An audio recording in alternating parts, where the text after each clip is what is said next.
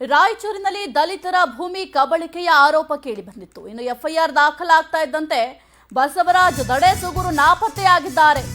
ರಾಯಚೂರಿನಲ್ಲಿ ದಲಿತರ ಭೂಮಿ ಕಬಳಿಕೆ ಆರೋಪ ಕೇಳಿ ಬಂದಿತ್ತು. ಈ ಪ್ರಕರಣಕ್ಕೆ ಸಂಬಂಧಪಟ್ಟಂತೆ ಎಫ್ಐಆರ್ ದಾಖಲಾಗ್ತಾ ಇದ್ದಂತೆ ಬಸವರಾಜ್ ದಡೇಸೂಗೂರು ನಾಪತ್ತೆಯಾಗಿದ್ದಾರೆ. ಅದು ಕೂಡ ಫೋನ್ ಆಫ್ ಮಾಡಿಕೊಂಡು ಮಾಜಿ ಶಾಸಕರು ನಾಪತ್ತೆಯಾಗಿದ್ದಾರೆ. 2 ದಿನಗಳಿಂದ ದಡೇಸೂಗೂರು ಅವ್ರಿಗಾಗಿ ಪೊಲೀಸರು ಹುಡುಕಾಟ ಮಾಡ್ತಾ ಇದ್ದಾರೆ. ಪವರ್ಫುಲ್ ವರದಿಯ ಬೆನ್ನಲ್ಲೇ ಎಫ್ಐಆರ್ ದಾಖಲಾಗಿತ್ತು.